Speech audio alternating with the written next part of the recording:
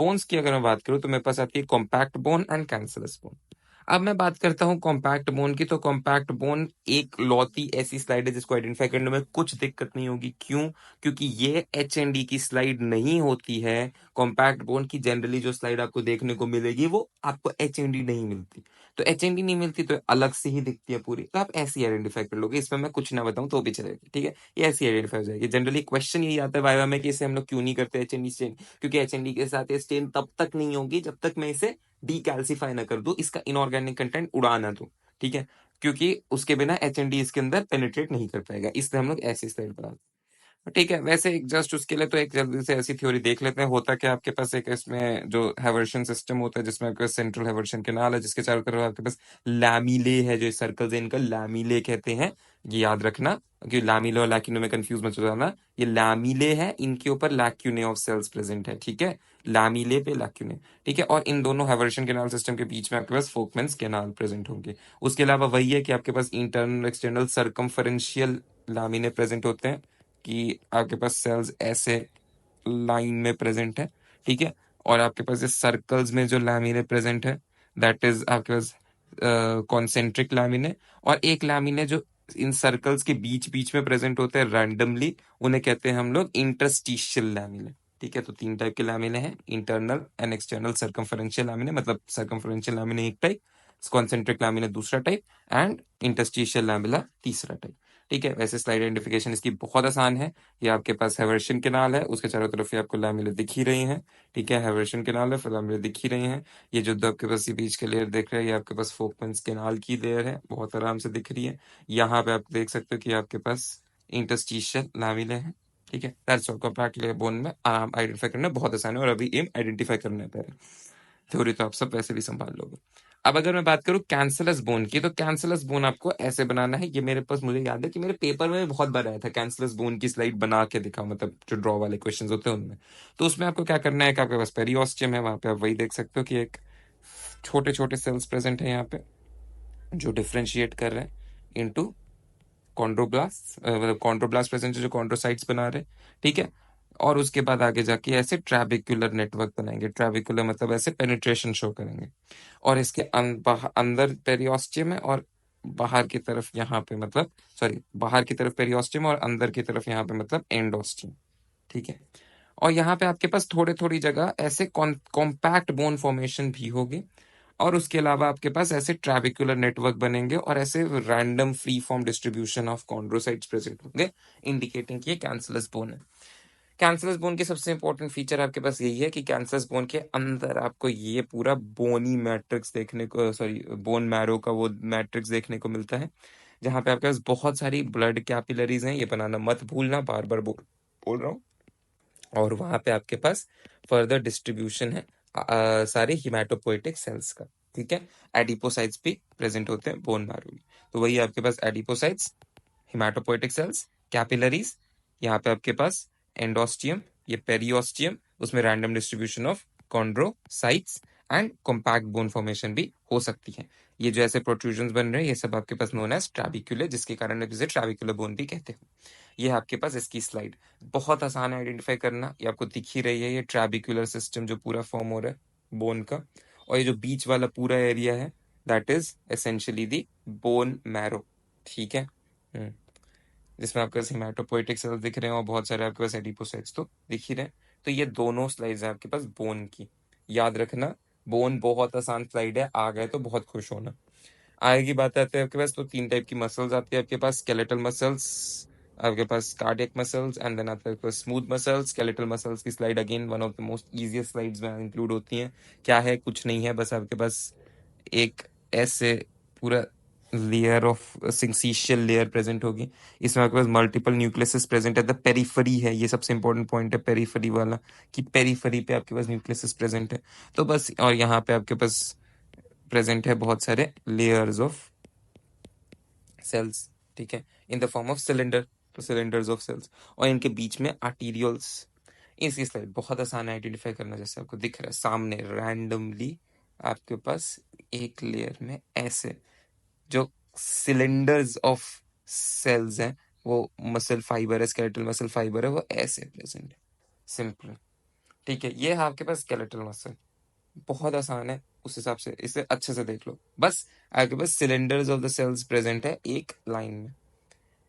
और फिर दूसरा आपके पास कार्डियक मसल। कार्डियक मसल में आपके पास क्या होता है कि यही जो सेल्स हैं, सिलेंड्रिकल सेल्स हैं, ये ब्रांचिंग शो करने लगते हैं।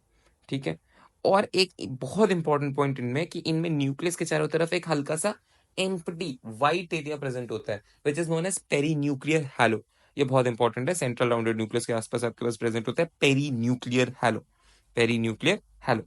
ठीक है, उसके अलावा तो थ्योरी वही है कि आपके दो सेल के बीच में यहाँ पे इंटरकलेटेड डिस्क होती है जो इजियर ट्रांसमिशन को अलाउ करती है, ब्रांचिंग प्रेजेंट है, पर वो सब आप ऑलरेडी जानते ही हो। तो वही देख लो आप। सबसे पहले ये है आपके पास कार्डियक मसल। कार्डियक मसल्स और स्केलेटल मसल्स में क्या अंतर दिख रहा है?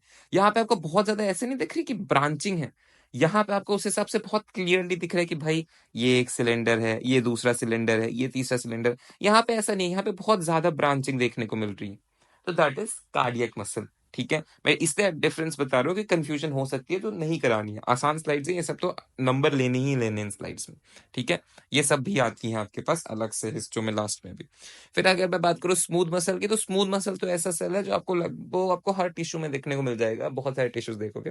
कुछ है नहीं इसमें, मैं क्या ही बताऊं, स्पिंडल शेप सेल्स हैं। ठीक है, एक सिंगल न्यूक्लिएटेड है, नॉन ब्रांचिंग है। ठीक है, इसमें कुछ बहुत खास नहीं है, मैं आपको वैसे दिखा दूं तो इसमें जो मस्कुलर लेयर है वो आपको अलग से दिख जाएगी बेस्ड ऑन द स्लाइड। देखो, आपको अगर आपको स्केलेटल या कार्डियक मसल दिखे मिलेगी तो आपको पूरे स्लाइड में वही मिलेगी कि ये पूरी स्केलेटल मसल है, पूरी कार्डियक मसल है।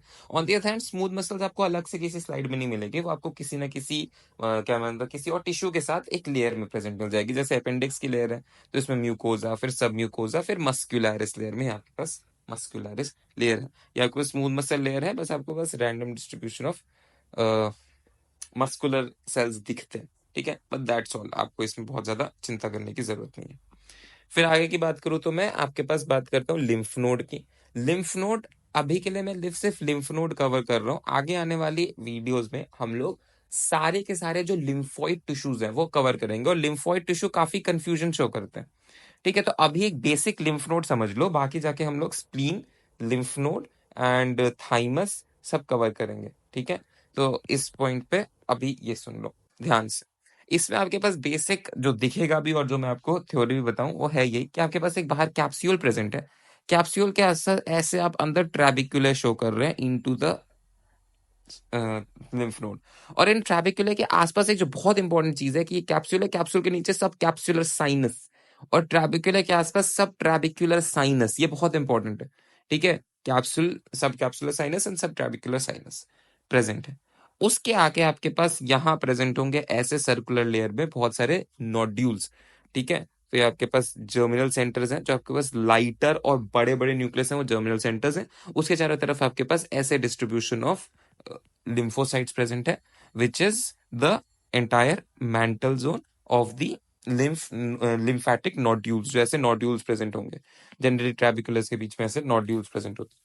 उसके बाद नीचे सबसे आपके पास सेंटर में क्या प्रेजेंट होता है? आपके पास प्रेजेंट होता है मेडुलरी, आपके पास प्रेजेंट होता है मेडुला। मेडुला की खासियत है कि यहाँ पे आपके पास मेडुलरी साइनसेस प्रेजेंट होते हैं, और इनके बीच में आपके पास डिस्ट्रीब्यूशन ऑफ लिम्फोसाइट्स है। और आपके पास बाहर का आपके पास कॉर्टेक्स, और बीच में मेडुला के बीच में एक एरिया होता है पैराकॉर्टेक्स का, जो डिस्ट्रीब्यूशन ऑफ लिम्फोसाइट्स होता है। इससे कम डेंस होता है और इससे ज्यादा डेंस होता है। मतलब जैसे ऐसे आओगे ना, डेंसिटी ऑफ दिस डॉट्स, मतलब डेंसिटी ऑफ लिम्फोसाइट्स कम होती रहेगी।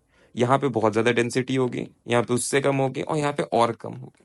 ठीक है, तो वही बता रहा हूँ, यहाँ पे इन दोनों के बीच वाली डेंसिटी प्रेजेंट होती है। पैराकॉर्टेक्स एक बहुत छोटा सा एरिया प्रेजेंट होता है। ठीक है, एक और क्वेश्चन आता है थ्योरी में कि कौन कौन से लिम्फोसाइट्स प्रेजेंट होते हैं, तो आपको ऐसे आइडेंटिफाई करना होता है कि यहाँ पे बी होते हैं, पैराकॉर्टेक्स में टी होते हैं, और मेडुलरी साइनस में बी होते हैं। तो बी टी मतलब बी लिम्फोसाइट और टी लिम्फोसाइट में वैसे कोई डिफरेंस नहीं है, बट ये ऐसी थ्योरी में अगर कभी वाइवा में पूछे थे इसलिए बता रहा हूं। ठीक है, बी टी बी।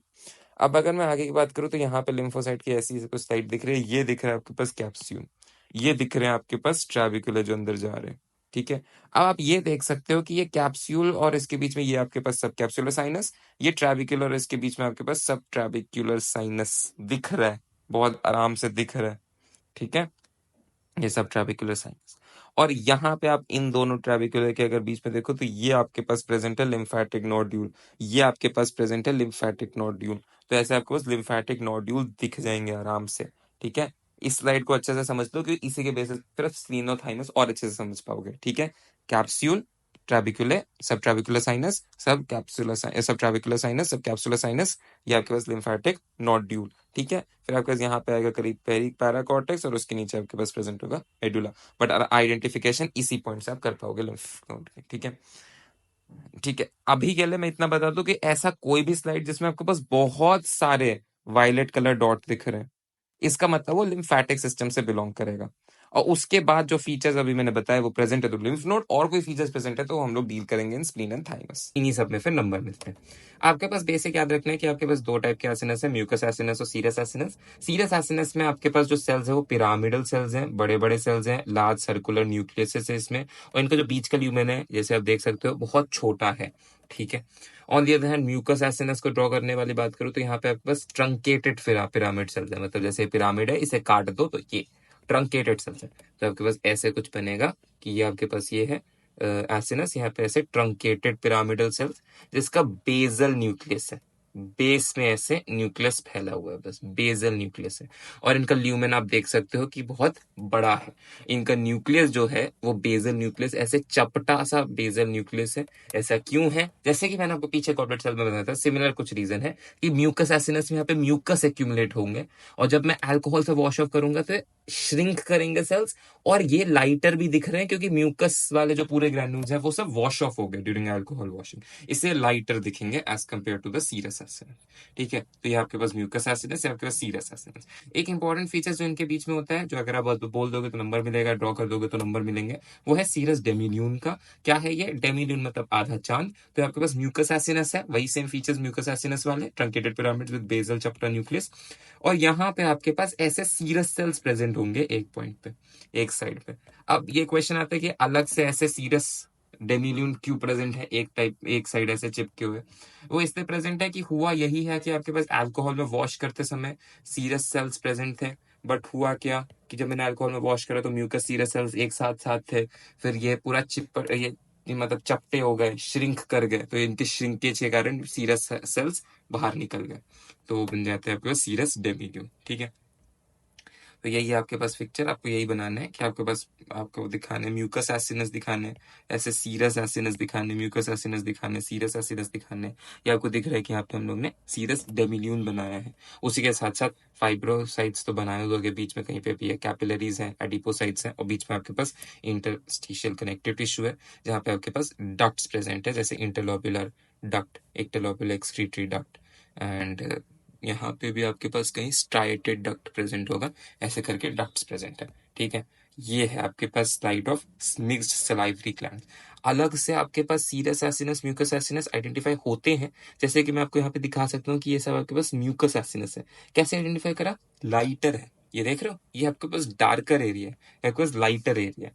अब मैं इसे और फाइन फोकस करूंगा, थोड़ा क्लियरली फोकस करूंगा तो आपको और क्लियरली दिख जाएगा। जैसे जैसे एक मिनट, जैसे ये आप देख रहे हो, ये आपके पास म्यूकस एसिनस है बहुत क्लियर, ये आपके पास बहुत क्लियर म्यूकस एसिनस है। इनके बेस में आप देख रहे हो ये ऐसे सेल्स चिपटे से फैले हुए, ये आपके पास म्यूकस एसिनस है सर, ये म्यूकस एसिनस है। यहाँ पे आपके पास ये चपटे हुए सेल्स प्रेजेंट, ठीक है। और यहीं पे फिर अगर मैं आपको सीरस एसिनस दिखाऊं, आपको अलग से देखना, ये रहा म्यूकस एसिनस, ये रहा म्यूकस एसिनस, ठीक है, ये रहा म्यूकस एसिनस, ठीक है। और फिर सीरस एसिनस उसके कंपैरिजन में आपको और थोड़े क्लियर दिखेंगे, मतलब डेंसली ज्यादा यूजोनोफिलिक दिखेंगे, जैसे ये सारे जो आपको दिख रहे हैं ना, ये सीरस एसिनस होंगे। और ऐसे ही आपको स्लाइड में आराम से दिख जाएगा। जैसे ये आप म्यूकस तो एसिनस आपको अलग से नहीं दिख रहा, लाइटर पोर्शन म्यूकस एसिनस, ठीक है। और सीरस एसिनस आपको ऐसे दिखेंगे, ज्यादा यूजोनोफिलिक, सीरस एसिनस, ठीक है। मुझे नहीं लगता ये जैसे सीरस एसिनस है, ठीक है। तो वैसे आप आराम से आइडेंटिफाई कर लोगे। अब एक और चीज, यहाँ पे आपको जो ये सब दिख रहा है, ये बड़े से सेल्स, ये आपके सारे डक्ट सिस्टम है सलाइवरी ग्लैंड का, ठीक है। डक्ट सिस्टम और सलाइवरी ग्लैंड थ्योरी का पार्ट है, ठीक है, बट वो डिपेंड करता है कि पूछेंगे नहीं पूछेंगे। अभी बस आप स्लाइड आइडेंटिफिकेशन पे ध्यान दो। फिर आखिरी दो चीजें जो आपके पास आती है जनरल हिस्टोलॉजी की, वो है आपके पास आर्टरीज। एक आता है आपके पास इलास्टिक आर्टरी, दूसरी आती है आपके पास मस्कुलर आर्टरी।